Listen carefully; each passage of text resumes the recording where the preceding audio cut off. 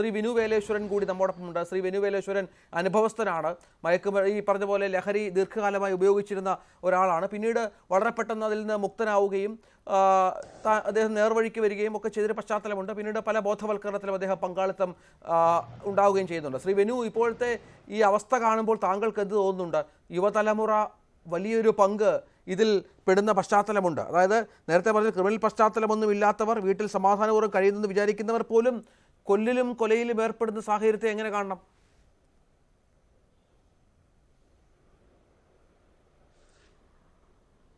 നീണ്ട 25 വർഷത്തെ ലഹരിയുടെ ലോകത്തുനിന്നും ഞാൻ ജീവിതത്തിലേക്ക് തിരിച്ചെത്തിയിട്ട് 2 വർഷമേ ആയുള്ളൂ.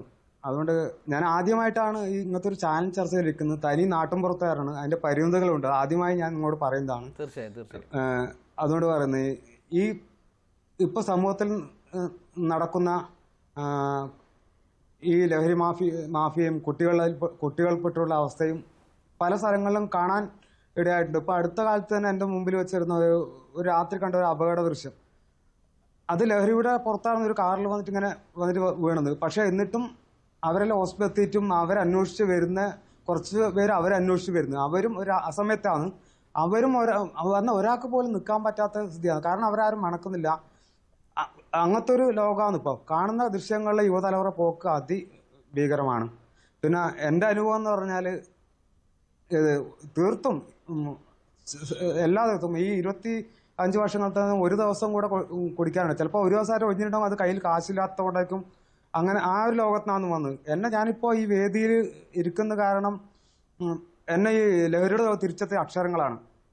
ഈ അക്ഷരങ്ങളിൽ എന്നെ കത്തിച്ച മനുഷ്യ ദൈവങ്ങളാണ് ഞാൻ ഇവിടെ ഇരിക്കുന്നതിന് യഥാർത്ഥ കാരണം. കാരണം ഞാനൊരു ഇത് മാത്രം പുസ്തകങ്ങളായി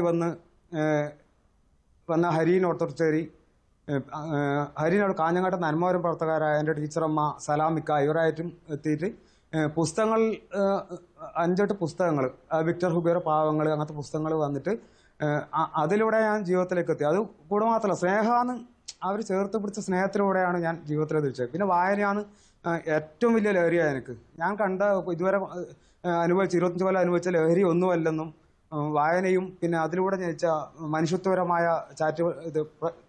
സേവനങ്ങളിലൂടെ അതിലാണ് ഞാൻ ജീവിതത്തിലേക്ക് തിരിച്ചത്. അതാണ് ഏറ്റവും വലിയ ലഹരിയെന്നും. കാരണം ഇപ്പോൾ ഞാൻ സഞ്ചരിക്കുന്നത് അധികം പോലീസിന്റെ ലഹരി ബോധന ക്ലാസ്സെല്ലാം പോകും. പിന്നെ അധികം റെയിൽവേ ട്രാക്കിൽ വീണ ശവങ്ങൾ വാരാനെല്ലാം പോകും. അങ്ങനെ അതെല്ലാം സലാമിക്ക അവർ കൂട്ടി. പക്ഷെ അതിൽ നിന്നെല്ലാം ഭയങ്കര ലഹരി. പിന്നെ അനാഥ ശവങ്ങൾ നന്മവർ ചാരിറ്റബിൾ എടുത്ത് കത്തിക്കാൻ പോകും. അങ്ങനെ പ്രവർത്തനങ്ങളിലും ഈ വായന, എഴുത്ത്, അതിൽ ജീവിത ലഹരി കണ്ടെത്തിയാണ്.